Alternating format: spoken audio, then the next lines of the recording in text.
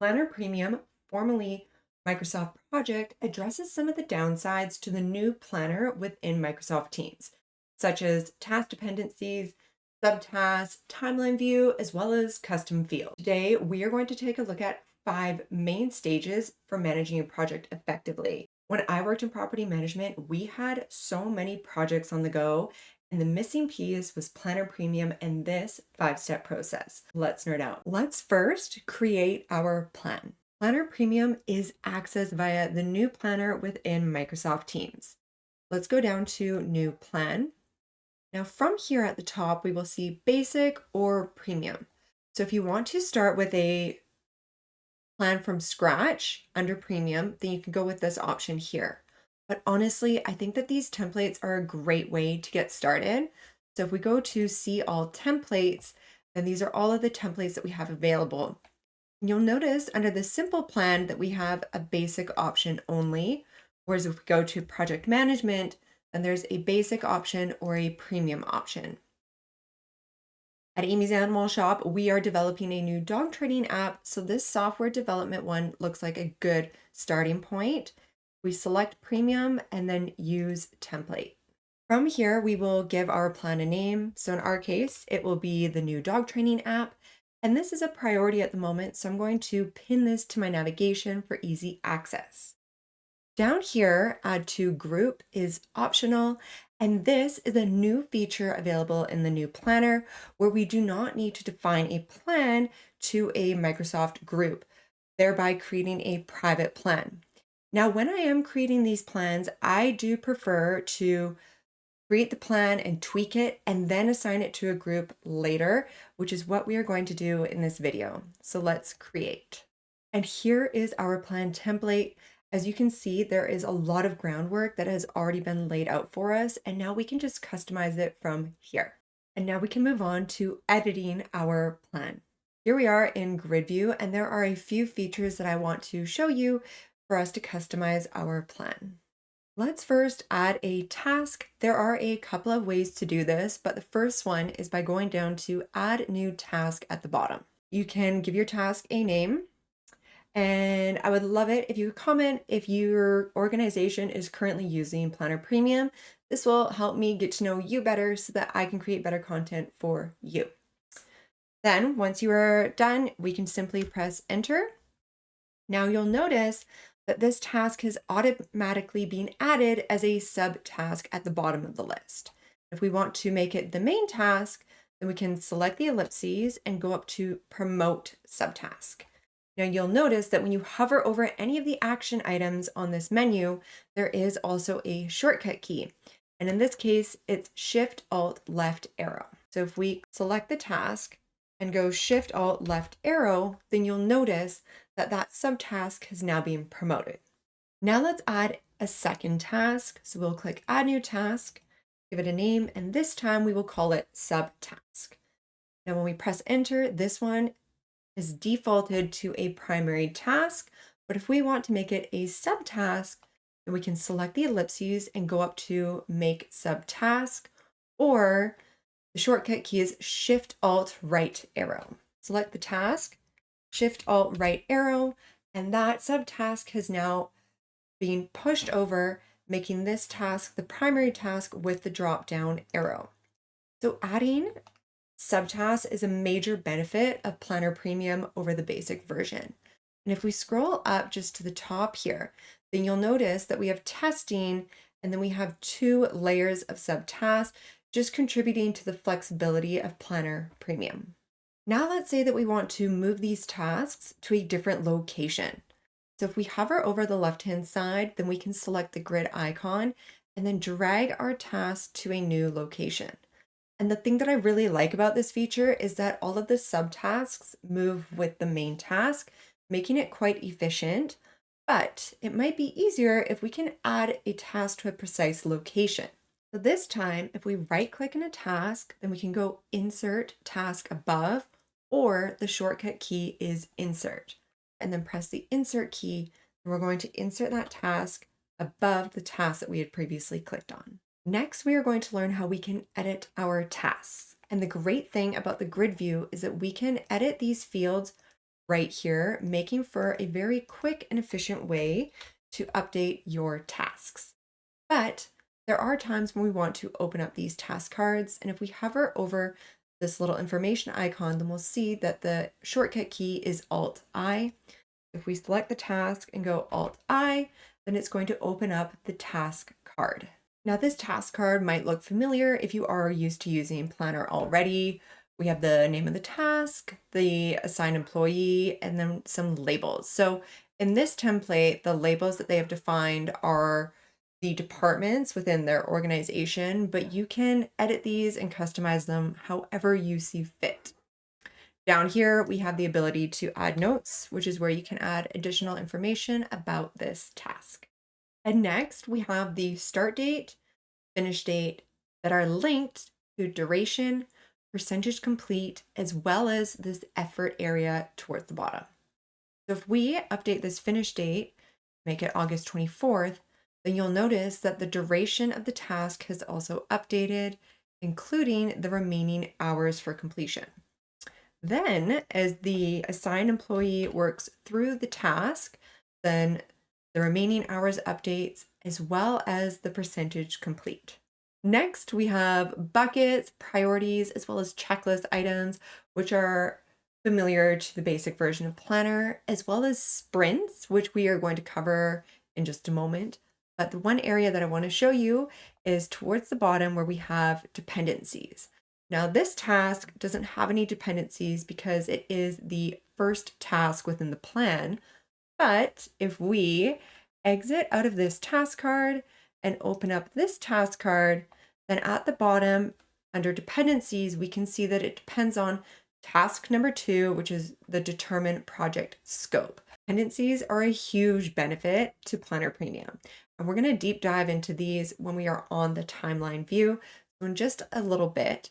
But the one thing that I wanted to show you here is that when we update these starts or finish times, then any dependent tasks will also update. So your whole plan will update on one simple change. The final piece that I want to show you in grid view is how we can add custom fields to our tasks.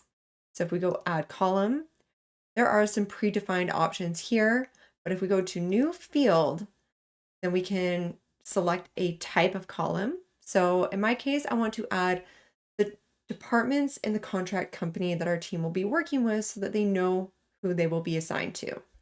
We'll go with choice. We can give this a contract department, and then we can call it Nibbles department. We can assign it a color to create a really nice visual, and then go on like that. So if we create this, then when we open up our task cards, we scroll down to the bottom, we will see that custom field, which is that drop down. So this is again a huge benefit over Planner Premium because we are able to add additional fields, making it more flexible. Now we are going to move on to the board view, and we can see that by default, this is grouped by our buckets, and this just creates a different way to visualize your plan. If we select any of these task cards, then we can open up the details and edit them directly from the board view, and we can even update the buckets from the drop down here. Another way to update the buckets is we can easily just drag and drop tasks to different locations within the board. Now, there's one little tip here that I want to show you. If we go into grid view, and if we scroll over, we can add a column, and this time we will go buckets. And then if we select the bucket column, we can drag it over and drop it to a different location. Now from here, you're going to notice that the bucket matches the primary tasks. We have scope, and then we have analysis for software requirements, which is that task there, and then design. So when you are creating your buckets and defining them, then this is a nice way to set it up so that you can keep everything in sync. Back in board view, we also have the ability to group our tasks by sprints. So sprints are similar to buckets, but they have a defined time frame. So we can update this sprint, we can call it September, and then we have the dates for September. Then we can locate some tasks that have that date for September We can drag and drop them into that sprint. So overall, sprints are similar to buckets, but they have that defined time frame, providing us with that alternative way to visualize our tasks. So in the timeline view, we can easily update the timeframes as well as dependencies. Starting with times, we select this primary task, we can click on it and drag it along, and we'll see that these dates are updating on the top. So if we want to start this on September 12th, then we can click and we'll see that the whole plan has now updated based on that one adjustment. Or if you want to update just the time frame of an individual task, then we can hover over the task bar. And if you go to the edges, you'll notice these little arrows populate. You can just select those and then we can just drag that task and we'll see the dates appear at the top that we can adjust the time frame. And once again, any of those dependent tasks will adjust as well. Moving on to dependencies, if we hover over a task card, this little pop-up kind of gets in the way, but you'll see these little dots. So if we select the dot, then we'll see additional dots appear. And so those are other tasks that we can make this task be dependent on.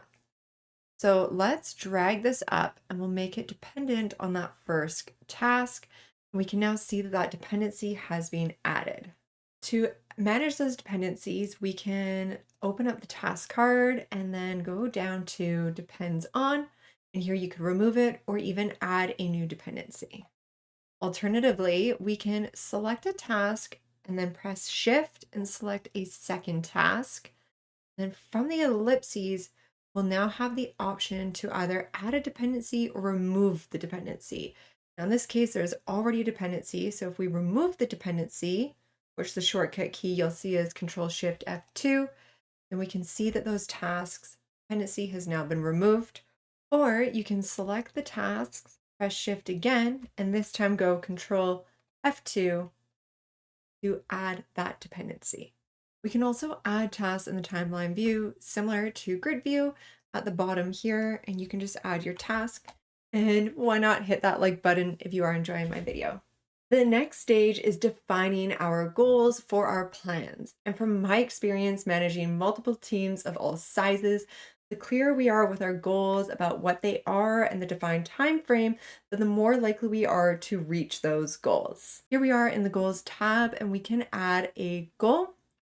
So the title will be completion of scope by August 27th, and we will give it a date of August 27th.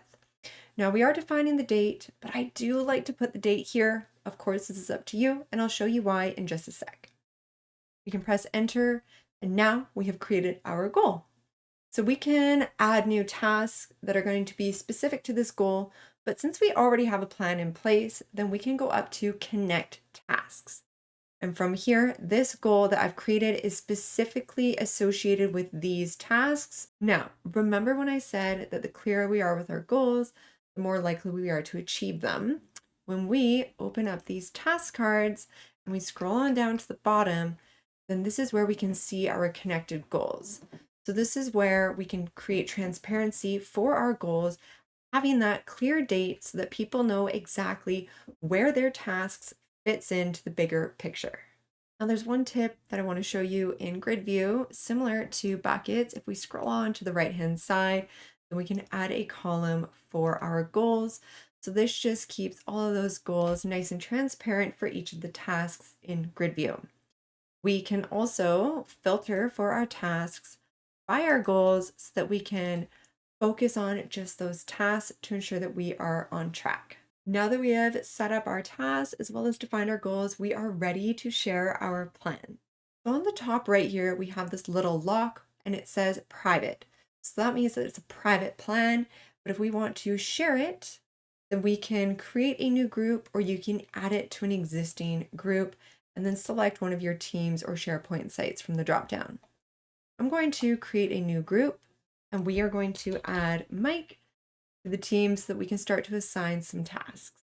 And then now from the grid view, we can also easily just assign tasks to our members just like this, which creates a nice and fast way to allocate these tasks to the different members of your team. And any of the tasks that are assigned will appear under that person's planner within the Microsoft Teams under My Tasks in the Assigned to Me tab. So here we are in Mike's planner. And if we open up one of these task cards, then he can view all of these tasks. This is like a snapshot view, but if he clicks on this new dog training app at the top, then he'll be redirected to the plan and then that task card as well. So here he'll have access to those views that you have too. And now we are ready to monitor our plan.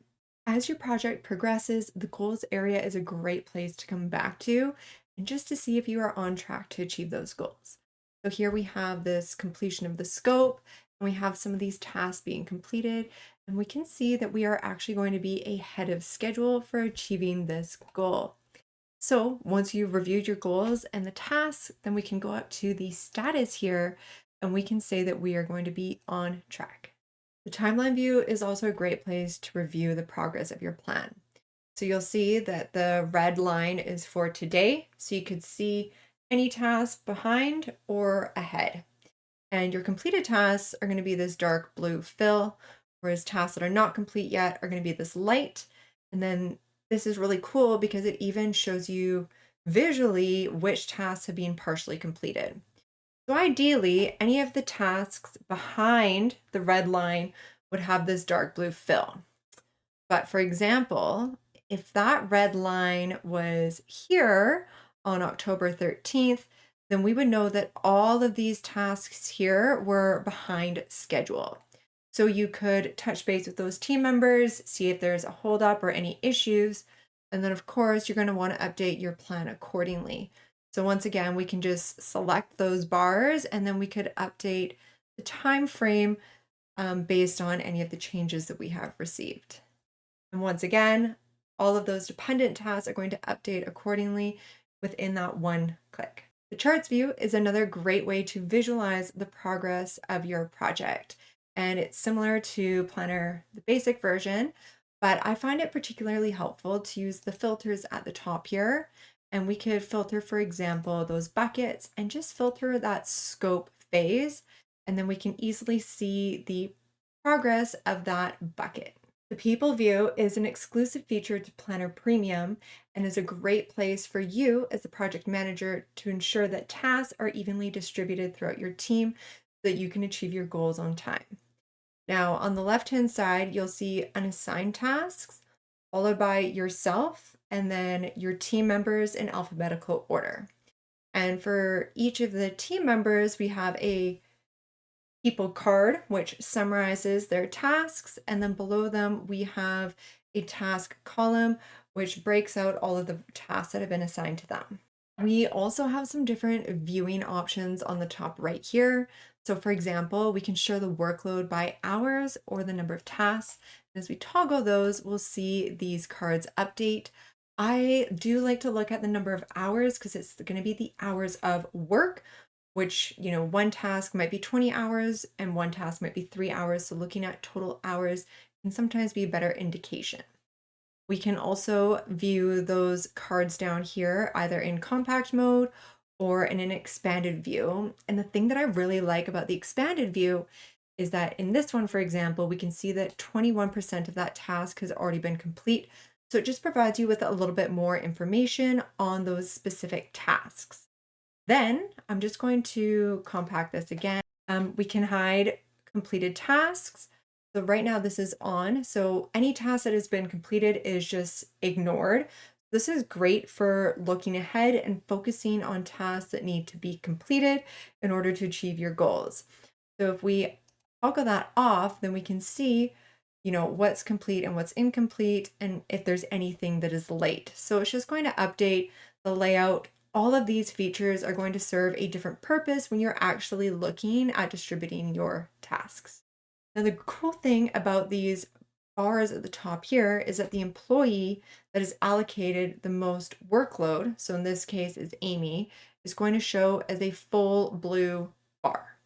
Whereas all of the other team members, their blue bar is going to show as a percentage of their workload relative to the other team member that has a full workload. So in our case, we can see that there is a very big uneven distribution here of hours of work. So to even that out, we can grab a task from Amy and then drag and drop it over to Mike. So we can see how that has adjusted and how we can drag and drop tasks to try and balance out the workload. Now, as a little tip here, I do also find it helpful to use these filters or group by at the top so that you can narrow down your focus. So for example, we can go down to goals and then just focus on that goal that we defined earlier so that we can achieve it on time. This is a quick summary of the 5-step process that we have just gone over so that you can manage your project effectively within Microsoft Planner Premium.